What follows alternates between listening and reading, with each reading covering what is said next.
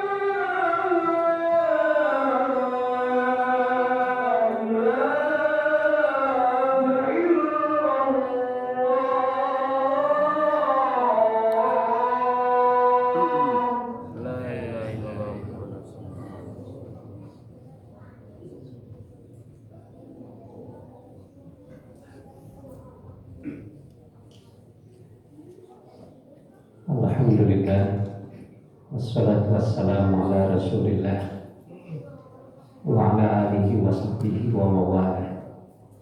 Asyhadu an la ilaha illallah wahdahu la syarika lah wa asyhadu anna Muhammadan abduhu wa rasuluh la nabiyya ba'dah. Faqala azza wa jalla a'udzu billahi minasyaitonir rajim. Bismillahirrahmanirrahim. Innal ladzina yatluna kitaballah wa aqamus shalah wa anfaqu mimma razaqnahum sirran wa 'alaniyah yarjuna tijaratan lan tabur. Shadaqallahu adzim. Jamaah Masjid Al-Hidayah yang dimuliakan Allah Subhanahu wa taala, marilah kita terlebih dahulu memanjatkan puji dan syukur kita kehadirat Allah. Alhamdulillah saat ini kita sehat, afiat, dan juga masih sempat untuk menunaikan ibadah dan amal saleh.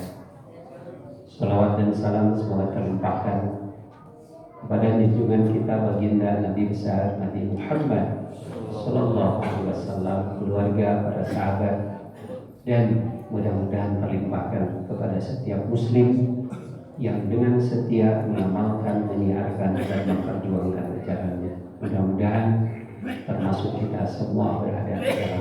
Amin. Saya berwasiat kepada kita sekalian, khususnya kepada saya pribadi, mari kita tingkatkan ketakwaan kita kehadirat Allah dengan cara meningkatkan kesediaan kita untuk mengerjakan apa yang diperintahkan oleh Allah dan menjauhkan diri kita dari apa yang dilarang.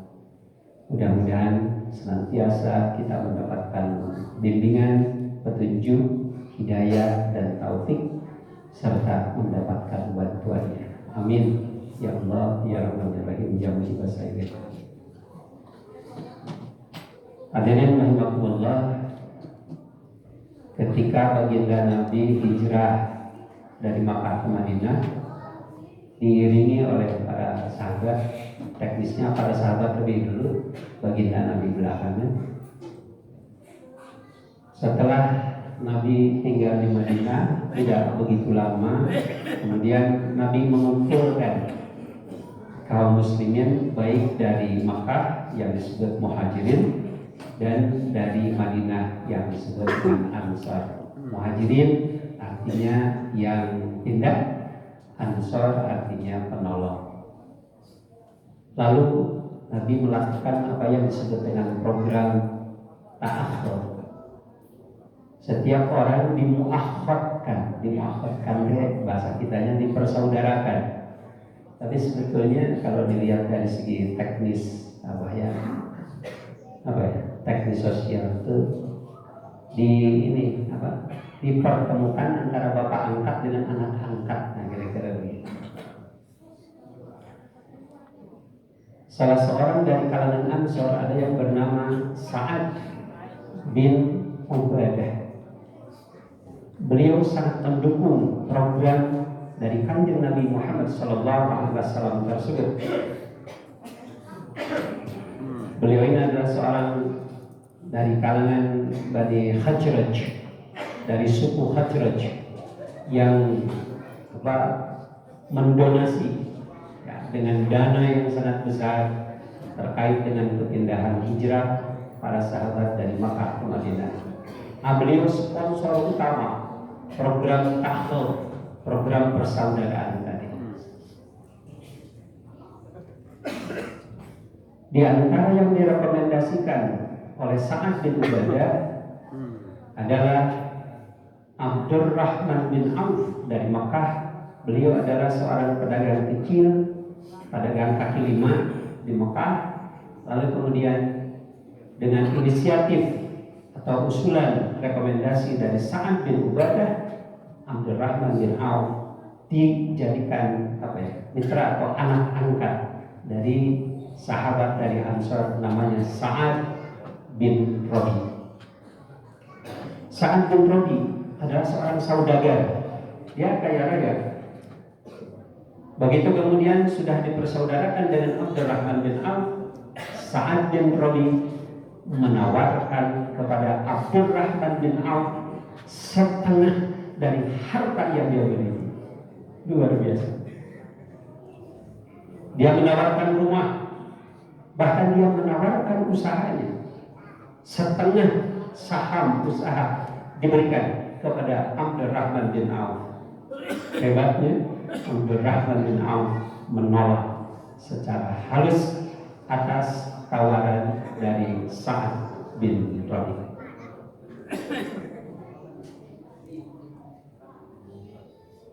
Abdurrahman bin Auf, beliau tadi pedagang kaki lima, tetapi kreatif dan inovatif. Dia dagangnya itu hanya dagang gandum, keju. Dia hanya dagang keju sama minyak sawit. Tapi kemudian dengan kreativitas dan inovasi, beliau kemudian bisa terus berkembang.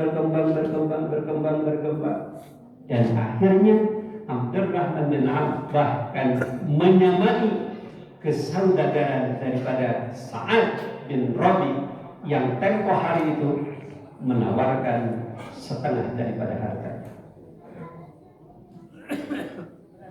Hadirin rahimakumullah, giliran Abdurrahman bin Auf begitu kemudian sudah jadi saudagar kaya raya.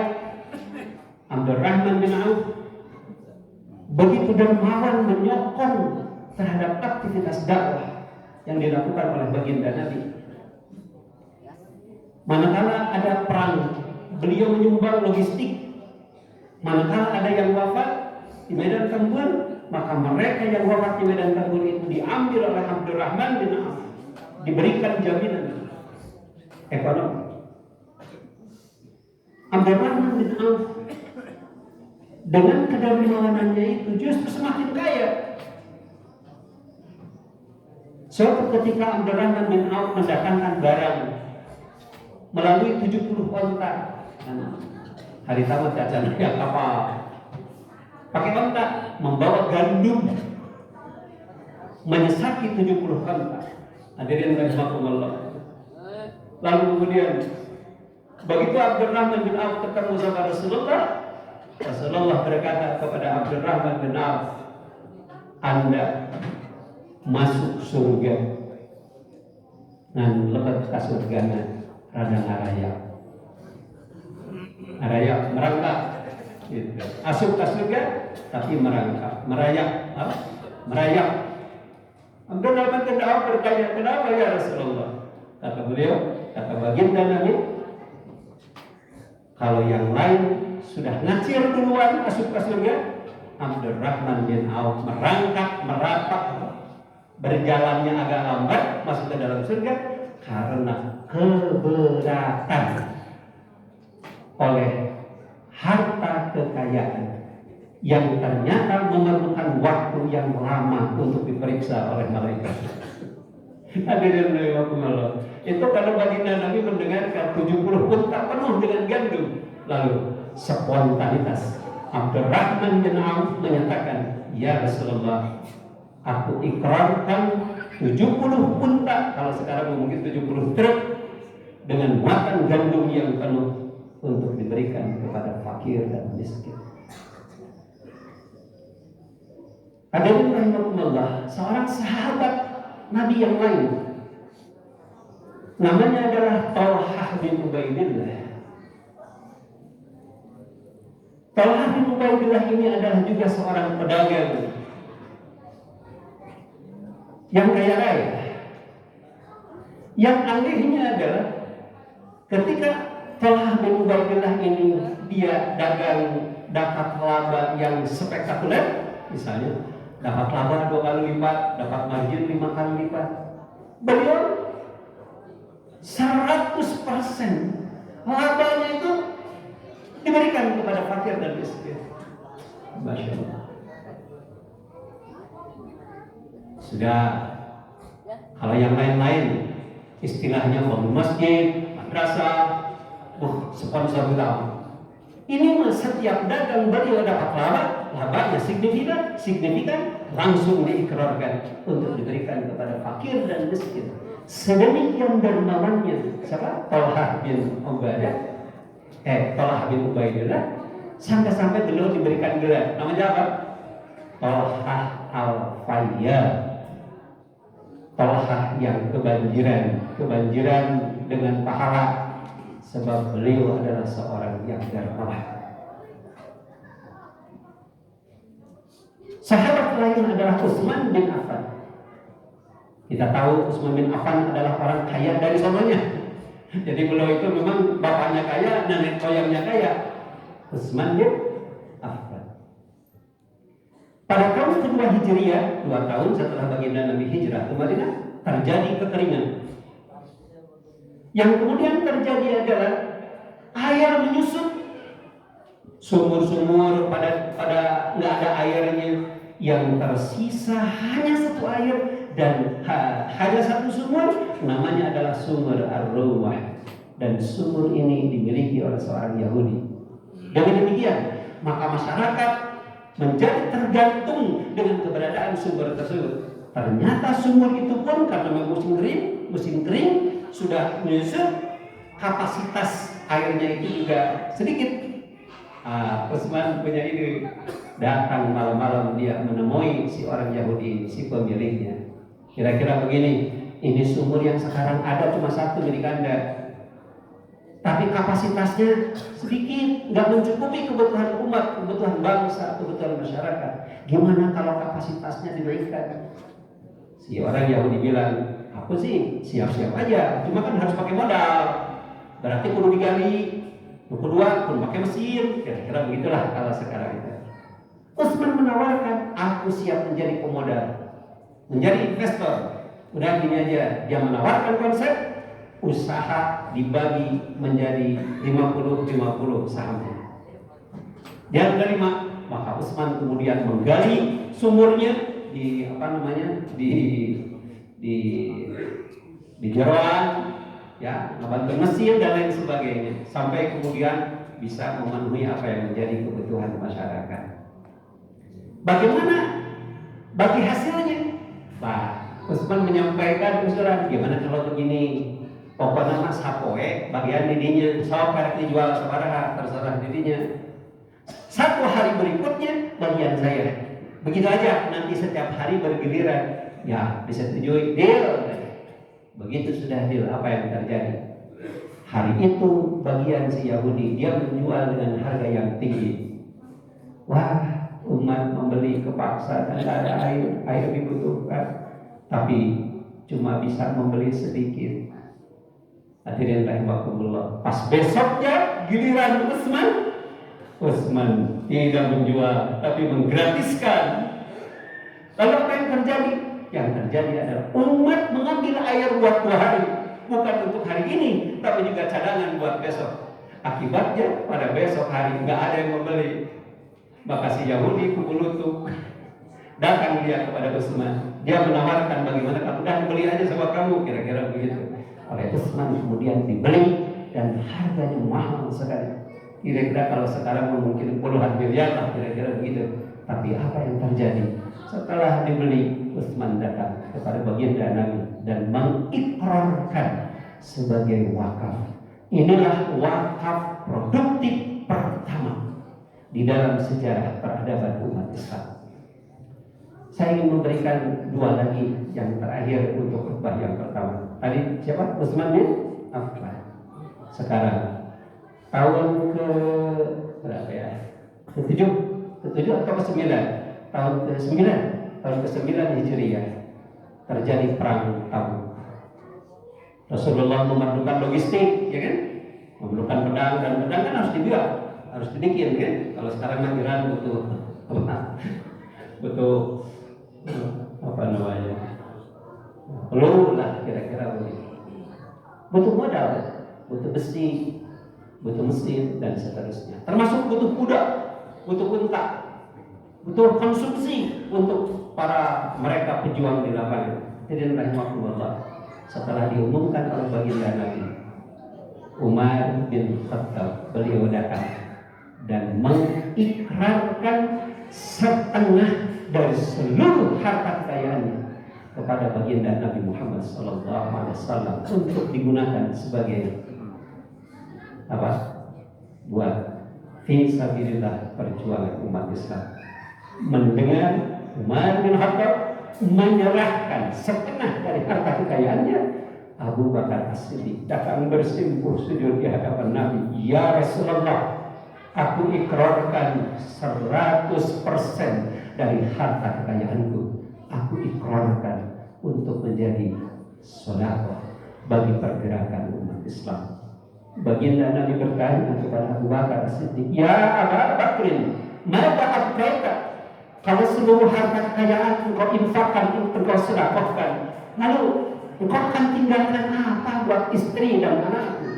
Hadirin rahimahullah, anaknya Abu Bakar kan Sayyidah Aisyah, kan sudah menjadi istri Nabi gitu. Apa yang akan kamu tinggalkan? Apa jawaban Abu Bakar?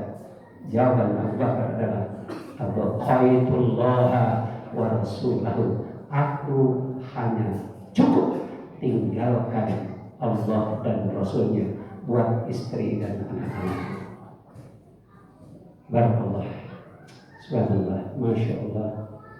Mudah-mudahan setelah kita melakukan tadabbur sebagian sejarah para sahabat ini, mudah-mudahan kita mampu melakukan refleksi diri di bulan Ramadan yang penuh dengan kesucian dan kemuliaan ini. Mudah-mudahan kita bisa meneladani para sahabat Nabi tersebut. Barakallahu fi barakatuh.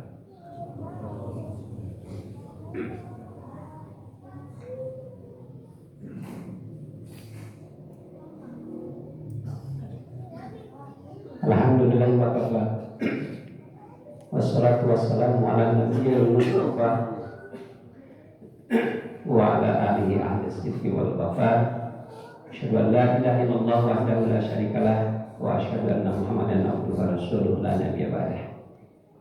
Jamaah muslimin, kira-kira apa ya yang mendorong mereka sedemikian hebat kedermawanannya sampai-sampai Umar menginfak sedekahkan setengah dari harta, sampai-sampai Abu Bakar 100% mensedekahkan hartanya. Kira-kira faktor apa?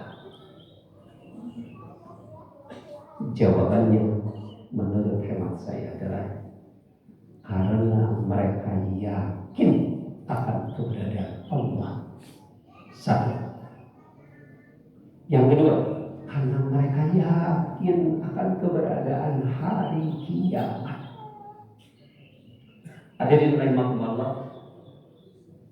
Karena mereka yakin akan keberadaan Allah, maka mereka tidak takut miskin.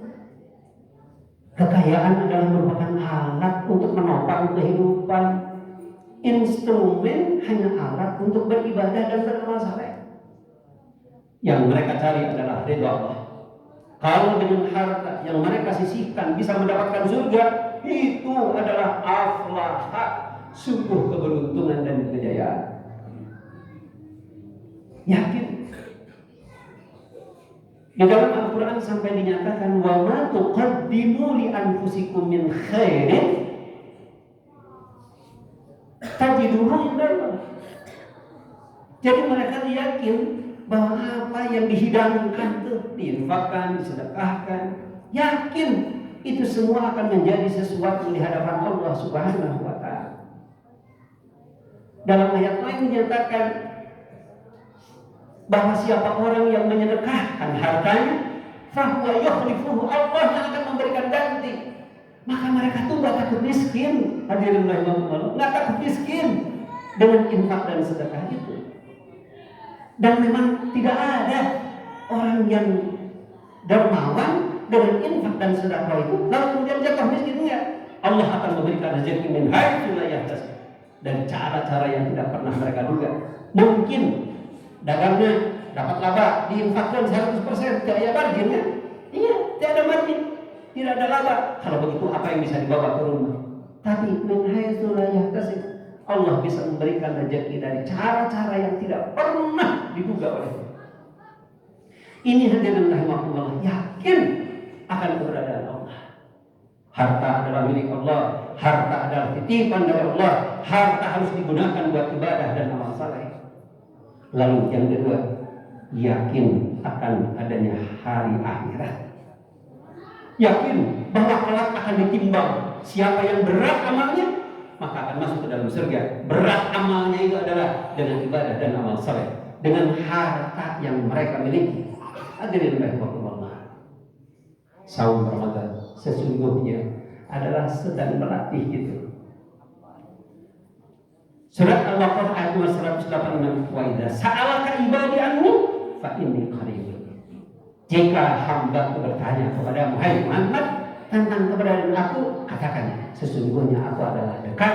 Saum Ramadan, kita sedang berpuasa, ada air di kamar, tidak berani kita minum. Sebabnya bukan karena tidak ada orang yang melihat.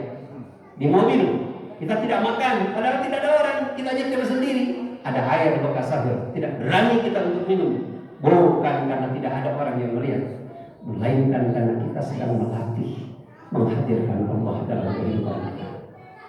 Jamaah muslimin, saya punya satu bayangan. Andai kata bangsa Indonesia, andai kata para pemimpin bangsa ini, mulai dari Bapak Lurah, Camat, Bapak Bupati, Wakil Bupati, para gubernur, para menteri, wakil menteri, Bapak Presiden, dan semua aparat, hadirin rahimakumullah, yakin akan keberadaan Allah. Insya Allah tidak perlu menunggu tahun 2045 Indonesia mencapai Indonesia Emas. 2029 ketika Bapak Prabowo turun nanti, yakin saya Indonesia akan sampai pada Indonesia yang penuh dengan keberkahan.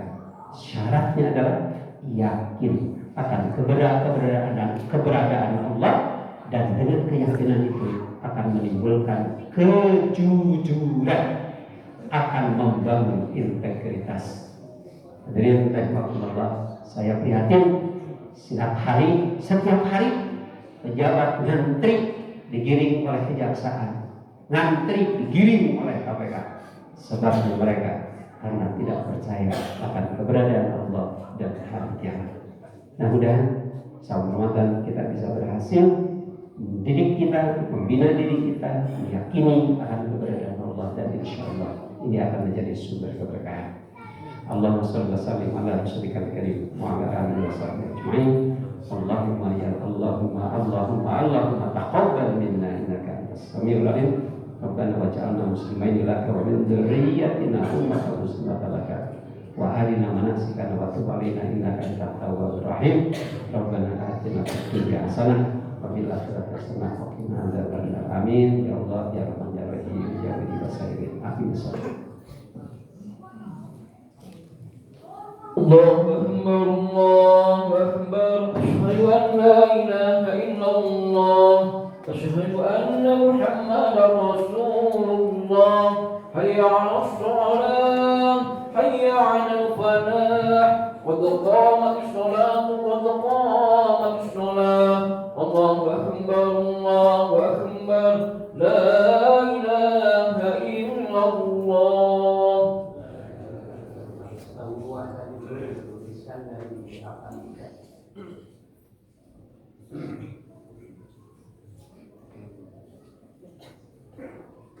Allahu Akbar.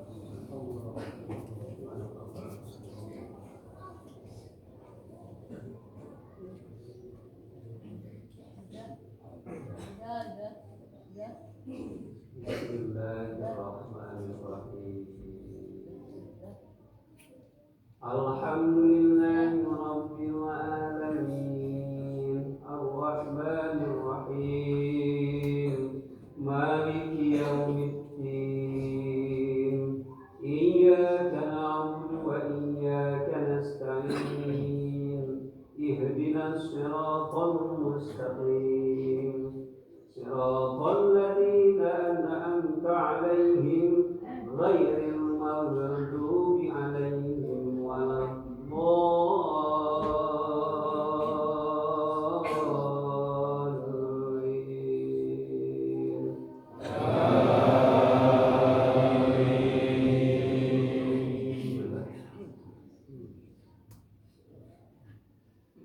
Inna fatahna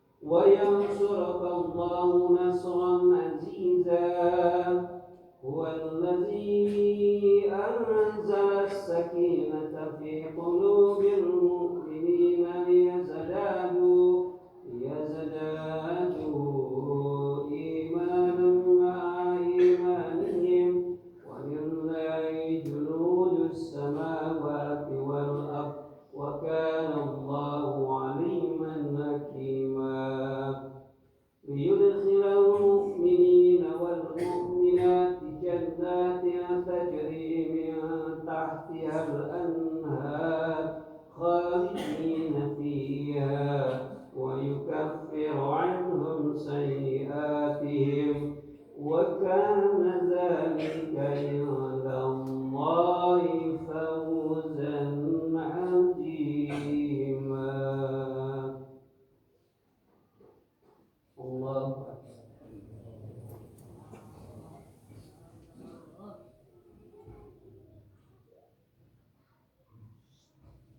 سمع الله لمن حمده. الله أكبر.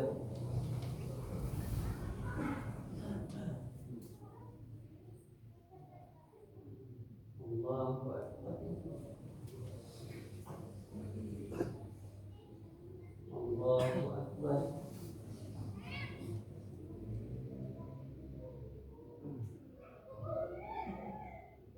الله أكبر. بسم الله الرحمن الرحيم.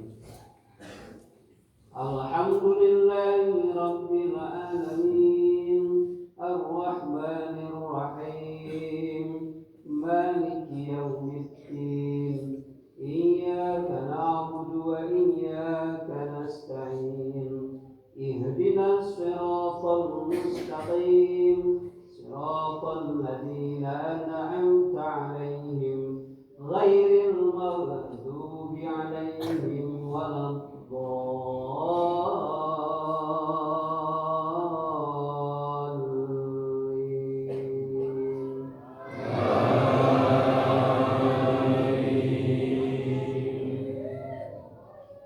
إنما المؤمنون الذين إذا ذكر الله وجلت قلوبهم وإذا تليت عليهم آياته زادتهم إيمانا وعلى ربهم يتوكلون. الذين ينفقون في سبيل الذين يقيمون الصلاة وينفقون مما رزقناهم سرا وعلانية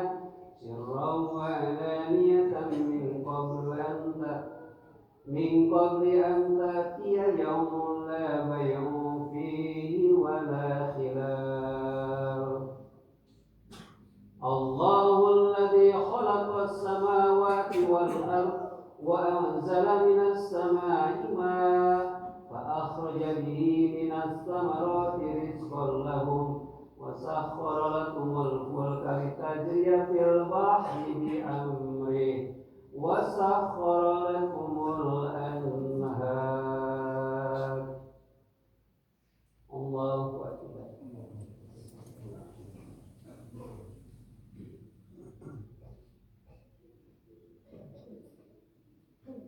سمع الله لمن حمده. الله أكبر.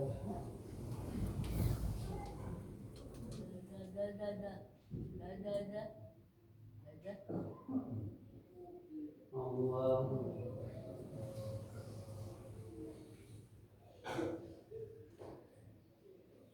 الله أكبر. سبحان الله.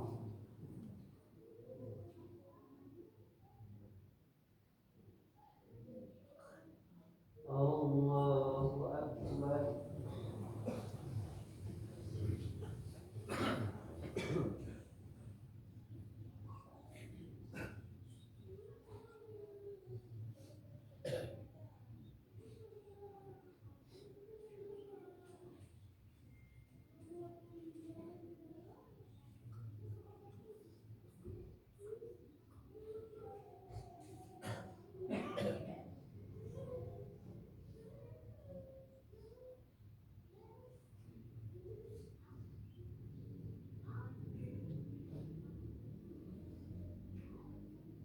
Assalamualaikum warahmatullahi